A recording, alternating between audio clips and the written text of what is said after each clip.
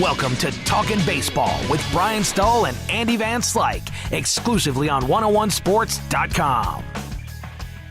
Welcome back to 101sports.com with Andy Van Slyke. I'm Brian Stull. Time for another edition of Talkin' Baseball. And good news in Cardinal Nation as they've got Jaime Garcia locked up for a minimum 4 years, but now a club option for 2 years. A nice deal for both sides, wouldn't you say? Well, I think it really works out for both the ball club and for Jaime. I think it's the perfect contract. It brings him right up close to his free agent year if they take those options. He comes at a relatively cheap price as far as the ball club if he continues to pitch like he has his first year and a half in the big leagues. And also the club, I think, gets one of the best young left-handed pitchers security-wise for the next 4 years. And they save themselves money if he continues. And on Jaime's side, he gets guaranteed money. Now, you know, there's no telling what's going to happen a year from now or 3 years from now, whether he's going to get hurt, whether he's going to throw another pitch or not. As an athlete, you spend your whole life to get yourself in this position. And if you're in this position, you take the money. And I think it's a wise decision for Jaime to take the money right now. Yeah, and we've seen before with Yadier Molina, Adam Wainwright in particular, and Jaime said he actually spoke with Waino a little bit this past week. Maybe not taking as much as they could have gotten on the open market, but that's security. I mean, Jaime's going to be able to move his family into Texas now, right. And as he said, he can focus solely on pitching.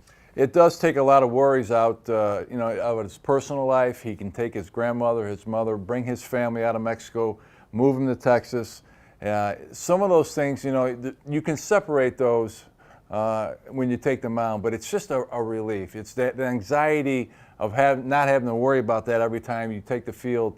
Am I going to be hurt? Am I going to be able to provide for my family? He can now not have to worry about that. He can go out, maybe pitch better. I don't know how much better he can pitch, but if he did happen to pitch better, it would have cost the Cardinals more money. So I think the Cardinals were wise to sign him up for 4 years. Yeah, now, one thing that has been worrisome is the swing of Colby Rasmus. He's been in a rut, batting around 135, I think, the last 10 games leading up to the All-Star break. He shared that he has been seeking some extra batting practice from his father. Tony Rasmus has, taught him how to hit all the way growing up. One of the things that Colby mentioned was working on separation.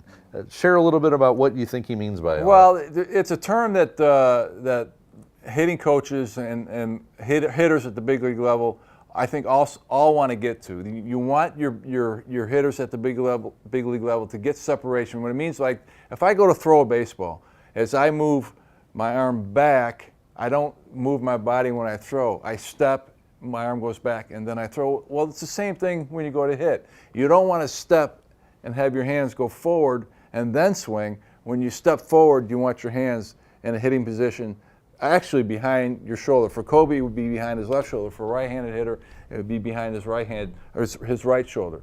So if you're actually stepping and swinging at the same time, you end up being a very poor hitter.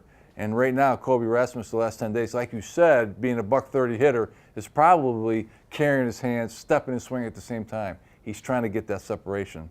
Yeah, and hopefully the extended break here over the All-Star period, some time to work with his dad, will be able to get that swing squared away and get some of those hits again for the Cardinals. That's all the time we've got for this edition. For Andy Van Slyke, I'm Brian Stull. This has been Talkin' Baseball for 101 ESPN on 101sports.com.